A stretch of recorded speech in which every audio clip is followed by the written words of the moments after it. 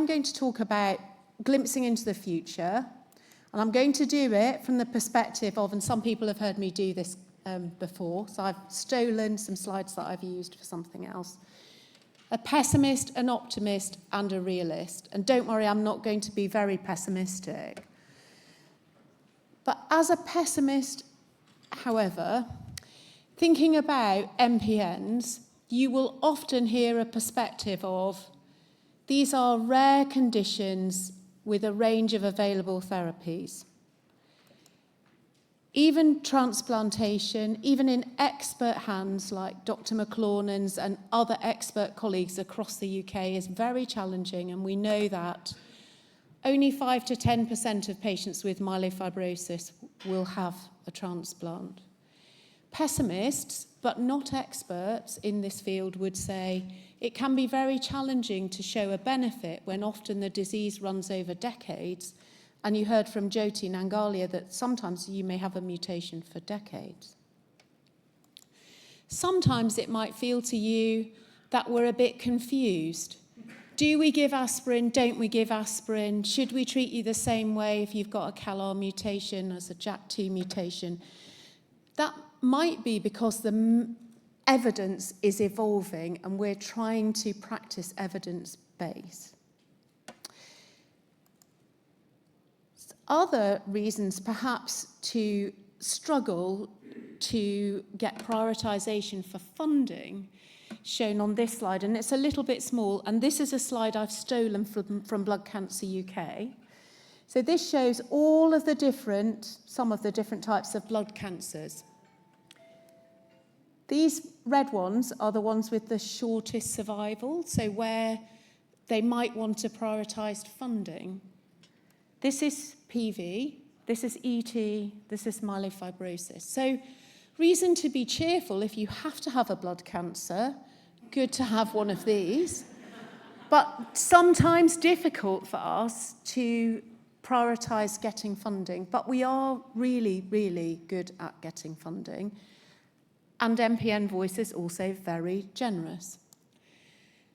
But there are also massive reasons to be optimistic. One, we focused a lot on vascular events, by which I mean thrombosis. We had Susie Shapiro speaking about that this morning, and she did a great job. We are already doing a really good job of reducing the risk of blood clotting, controlling the hematocrit, giving you low-dose aspirin, encouraging you to take steps, encouraging you to get your Q risk 3 or 4 done, just telling you to stop smoking. These are really important things. We want to have treatments that will modify the risk of your disease progressing. We asked some questions today about progression and affecting overall survival. And we do have some treatments that can affect these diseases changing to this, rate of change of myelofibrosis, perhaps some things that we can do to reduce the risk of developing leukemia. Something around this interface at earlier stage of disease is quite tricky, but we're still looking at it. Yesterday, we heard probably the world expert on this, who happens to be a colleague from Cambridge, speaking about these diseases and how we understand them. So what do we know? What have we been learning? We've been learning that interferon, and we can get access to interferon in the UK, may well be associated with better overall survival and perhaps lower risk of myelofibrosis. And recently, we collaborated to show that in patients who were diagnosed before the age of 25 years. That doesn't mean every patient should have interferon. We spoke a lot about interferon and toxicity today. But we do have some knowledge that treatments do affect that trajectory.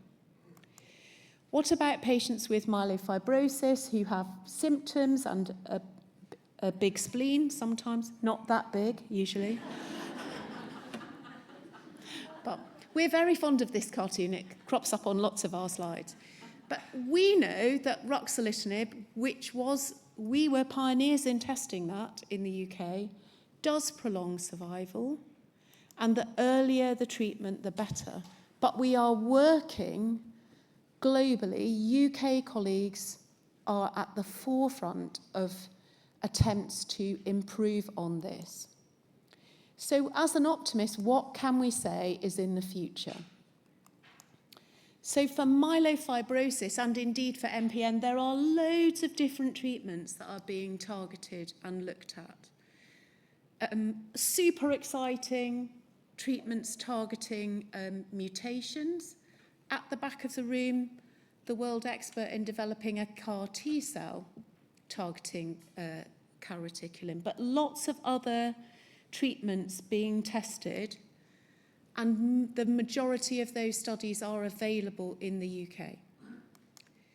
These mutation-specific therapies are very exciting, and they include vaccinations, CALR antibodies, antibodies that bind to CALR and bring T cells, they're called bispecifics, the Alexis CAR T, JAK2 mutation-specific kinases. These are all coming, and they're all available in clinical trials, and they are going to be available across the UK in the clinical trials. So we will be able to offer them as appropriate. So, however, what about being a realist and pragmatic and thinking about what are the reasons that we think we can do things better together, not just trying new drugs. We can work together as a community.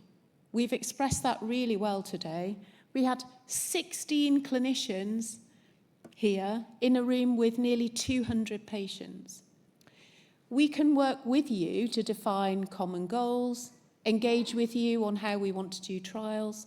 We have representation from MPN Voice in the NCRI group that Dr. McLaurin chairs, and we would want to consult with you, as John mentioned.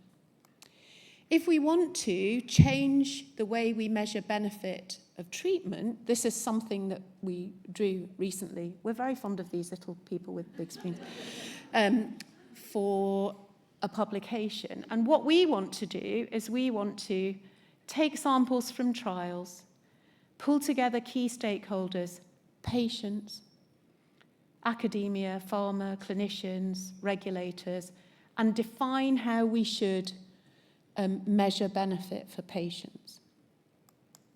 We have in the UK been at the forefront of many of the advances in this field.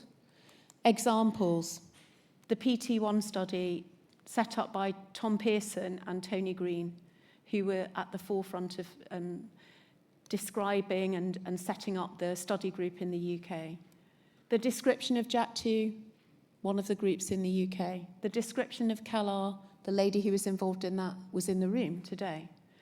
Studies with JAK inhibitors, molecular monitoring. These have all been done and led with us as a community. I won't talk too much about magic because you've had that explained to you a lot today, but the basic science done by Jennifer really shows that we can adjust what's happening in the stem cells. Future studies, the app, it may seem complex, but Patrick and the team that are working on that will be able to generate important data, and we will then have data about UK patients, which we don't currently have. So is the future bright for the MPN community? As an optimist and a realist, I'd say yes. And I hope the pessimists amongst you also believe yes. So thank you very much for being here today. Thank you to everyone who's involved in our community, and I'm going to hand over to Nona to close the meeting.